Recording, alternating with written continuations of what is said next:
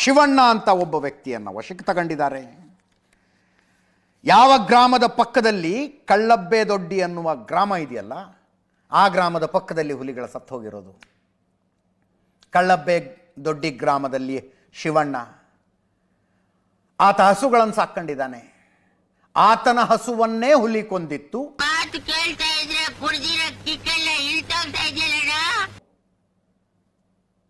ಆತನೇ ಬಂದು ವಿಷ ಹಾಕದ ಅಂತ ಪ್ರಾಥಮಿಕ ತನಿಖೆಯಲ್ಲಿ ಗೊತ್ತಾಗಿದೆಯಂತೆ. ಆತನ ಕಸ್ಟಡಿಗೆ ತಗೊಂಡಿದ್ದಾರೆ. ಅವನ ಮಗ ಒಬ್ಬ ನಾಪತ್ತೆಯಾಗಿದ್ದಾನೆ ಅಂತ ಸುದ್ದಿ ಇದೆ. ಇನ್ನೊಬ್ಬ ಮಗ ಅಲ್ಲೇ ಇರೋನು, ಒಟ್ಟು 5 ಜನರನ್ನು ವಶಕ್ಕೆ ತಗೊಂಡಿದ್ದಾರೆ ಈ ಪ್ರಕರಣದಲ್ಲಿ. ಇನ್ನೊಬ್ಬ ಮಗ ಅಲ್ಲೇ ಇರೋನು, ನಮ್ದು 60 ಹಸು ಇದೆ, ಹಸುಗಳನ್ನು ಕಾಡಿಗೆ ಬಿಡ್ತೀವಿ ನಾವು, ಆದರೆ ನಮ್ಮ ಹಸುನ ಹುಲಿ ತಿಂದಿದ್ದೇ ಸುಳ್ಳು ಅಂತಿದ್ದಾನೆ. ನಮ್ಮ ಹಸು ತಿಂದೇ ಇಲ್ಲ, ಎಲ್ಲ ಹಸು ನಮ್ಮ ದೊಡ್ಡಿಲಿದ್ದಾವೆ. ಮುನಿಯಾ ಅಂತ ಇನ್ನೊಬ್ಬ ಮಗ, ನಮ್ಮ ಹಸು ಹುಲಿ ತಿಂದೇ ಇಲ್ಲ, ಹಿಂಗಿದ್ಮೇಲೆ ನಾವು ವಿಷ ಹಾಕೋ ಪ್ರಶ್ನೆ ಎಲ್ಲಿಂದ ಬರುತ್ತೆ ಅಂತ. ತೋರ್ಸ್ ನಡಿಯ, ಎಲ್ಲಿಗೆ ತೋರ್ಸ್ ನಡಿಯ, ನಿಮ್ಮ ಮನೆ ತೋರ್ಸ್ ನಡಿಯ. ಇದಕ್ಕೆ ಯಾರು ರೆಸ್ಪಾನ್ಸಿಬಲ್ ಅಂತ ಪ್ರಶ್ನೆ ಕೇಳಿದ್ರೆ ಅರಣ್ಯ ಸಚಿವರು ಮಾತಾಡೋದಕ್ಕೆ ತಯಾರಿಲ್ಲ.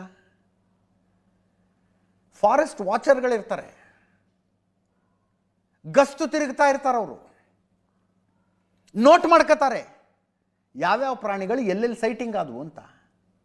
ಊರಿನ ಅಕ್ಕಪಕ್ಕದಲ್ಲಿ ಹುಲಿಗಳು ಕಾಣಿಸಿಕೊಂಡ್ರೆ ನೋಟ್ ಮಾಡ್ಕೊಂಡು ಇನ್ಫಾರ್ಮೇಶನ್ ಕೊಡ್ತಾರೆ. ಹುಲಿ ಇವತ್ತು ಕಾಣಿಸ್ಕೊಂತು, ಆನೆ ಕಾಣಿಸ್ಕೊಂತು, ಇಂತಿಂಥ ಪ್ರಾಣಿಗಳು ಬಂದಿದ್ದು ನೋಟ್ ಮಾಡಿ ಇನ್ಫಾರ್ಮೇಶನ್ ಕೊಡ್ತಾರೆ, ರೆಕಾರ್ಡ್ ಆಗುತ್ತದು. ಯಾವುದಾದರೂ ಜಾಗದಲ್ಲಿ ಹಸುವನ್ನ ಹುಲಿ ಕೊಂದಿದ್ರೆ ಮೊದಲು ಗೊತ್ತಾಗೋದು ಫಾರೆಸ್ಟ್ ವಾಚರ್ಗಳಿಗೆ. ಯಾಕಂದ್ರೆ ಹಳ್ಳಿಗೆ ಹೋಗ್ತಾರೆ ಅವ್ರು, ಹಳ್ಳಿ ಜನ ಹೇಳ್ತಾರೆ ಅವ್ರಿಗೆ, ಹುಲಿ ತಿಂದಿದ್ದು ನೋಡ್ರಿ ಇಲ್ಲಿ ಅಂತ.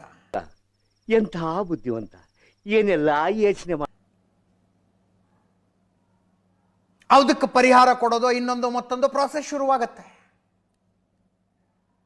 ಇಲ್ಲಿ ಹಸುವನ್ನು ಹುಲಿ ತಿಂದಿರೋದು ಫಾರೆಸ್ಟ್ ವಾಚರ್ಗಳಿಗೆ ಗೊತ್ತೇ ಆಗಿಲ್ಲ. ಯಾಕೆ ಗೊತ್ತಾಗಿಲ್ಲ? ಅವರು ಡ್ಯೂಟಿ ಮಾಡ್ತಿರ್ಲಿಲ್ವಂತೆ. ಯಾಕೆ ಡ್ಯೂಟಿ ಮಾಡ್ತಿಲ್ಲ ರೀ, ತೆಗೆದಾಕಿ ಅವ್ರನ್ನ ಕೆಲಸದಿಂದ ಅಂದ್ರೆ ಅವ್ರಿಗೆ ಸಂಬಳನೇ ಕೊಟ್ಟಿಲ್ಲ ಸ್ವಾಮಿ.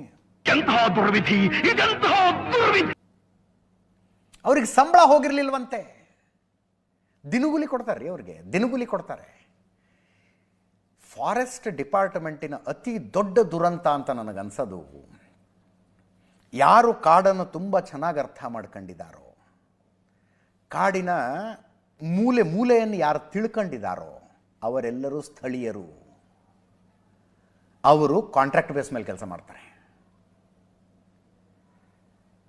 ಇನ್ನೆಲ್ಲೋ ಕೂತ್ಕೊಂಡು ಪರೀಕ್ಷೆ ಬರೆದು ಅನೇಕರು ಮೊಟ್ಟ ಮೊದಲನೇ ಸಲ ಇಂಥ ಕಾಡು ನೋಡಿರ್ತಾರೆ.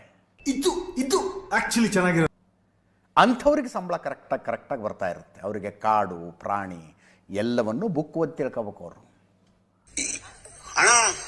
ಬುಕ್ ಓದಿ ತಿಳ್ಕೋಬೇಕು, ಅವ್ರಿಗೆ ಸಂಬಳ ಕರೆಕ್ಟಾಗಿರುತ್ತೆ. ಕಾಂಪಿಟೇಟಿವ್ ಎಕ್ಸಾಮ್ ಬರೆದು ಬಂದವರಂತೂ AC ರೂಮ್ನಲ್ಲೇ ಇರ್ತಾರೆ.